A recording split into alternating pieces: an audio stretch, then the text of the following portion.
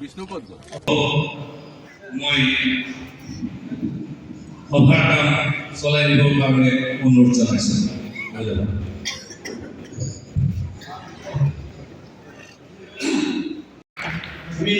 আসন্ন নিৰ্বাচনক লৈ তৎপৰ হৈছে কলিয়াবৰ বিধানসভা সমষ্টিত অসম গণ পৰিষদ দল। অসম গণ পৰিষদে উন্নয়নৰ বাৰ্তাৰে ইতিমধ্যে ৰাইজৰ কাষ চাপিছে। আমাৰ লগত স্থানীয় এগৰাকী লোক আছে, তেখেতৰ পৰা জানিম আসন্ন ২৬ৰ নিৰ্বাচনক লৈ কলিয়াবৰ বিধানসভাত তৎপৰ হৈছে অগপ দল। আপোনাৰ প্ৰতিক্ৰিয়া কি হ'ব? কেনেদৰে আগবাঢ়িছে? হয়, আশাবাদী আমাৰ অসম গণ পৰিষদ দলৰ আমাৰ MLA কেশৱ মহন্ত ছাৰ, তেখেতে বহুত কাম কৰিছে, মানে ৰাইজৰ আশা বহুত পূৰা কৰিছে। যিহেতু আমাৰ ইয়াত বিকল্প আৰু একো নাই।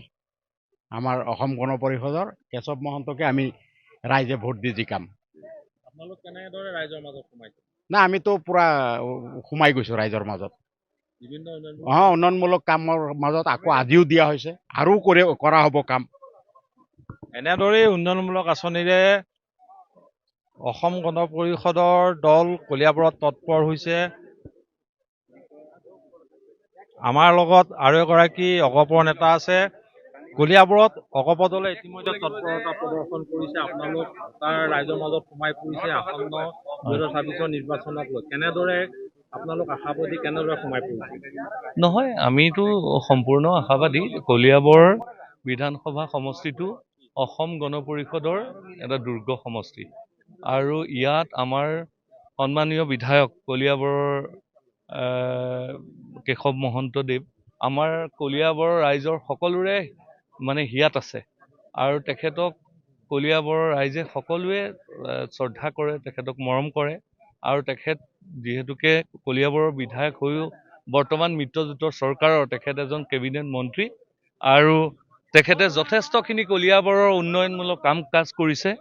কলিয়াবৰৰ আপোনাৰ ৰাস্তা পদূলিৰ পৰা আদি কৰি আপোনাৰ পোহৰ, পানী, যথেষ্টখিনি উন্নয়নমূলক কাম কাজ কৰিছে। আমি নিশ্চয় আশাবাদী, সম্পূৰ্ণ আশাবাদী, আৰু কলিয়াবৰৰ ৰাইজে তেখেতকেই পুনৰবাৰ আকৌ বিধায়ক হিচাপে নিৰ্বাচন কৰিব, আৰু তেখেতৰ জৰিয়তে কলিয়াবৰৰ লগতে সমগ্ৰ অসমবাসী ৰাইজক সেৱা কৰিবলৈ তেখেতক সুবিধা দিব। আমাৰ লগত আৰু এগৰাকী লোক আছে, কিমান আশাবাদী? আমি 100/100 আশাবাদী। আমাৰ কলিয়াবৰৰ বিধায়ক তথা মন্ত্ৰী মহোদয় আমাক লাগে। আমি বহুত উন্নয়নমূলক কাম, ৰাস্তা ঘাটে হওক, বেমাৰ দুখে হওক, বহুত মানুহক হেল্প কৰিছে আমাৰ দুখীয়া মানুহ, চাহ জনগোষ্ঠীৰ লোকৰ। আমি কেশৱ মহন্ত ডাঙৰ ২৬ত আমি আৰু বিচাৰোঁ আৰু এবাৰ। আপুনি কি কয়?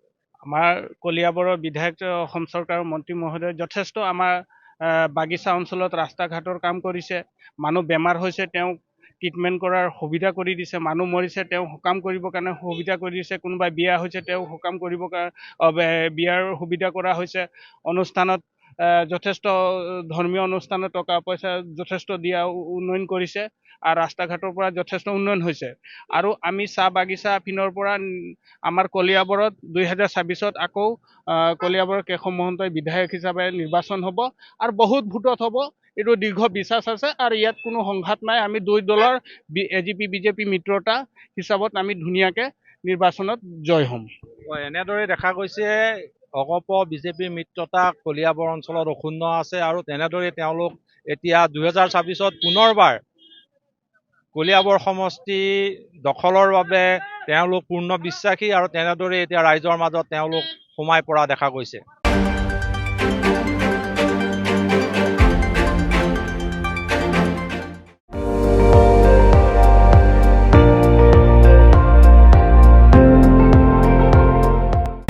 আপুনি চাই আছে ND24, সৰ্বশ্ৰেষ্ঠ নহয়, সৰ্বোত্তমৰ দৌৰত।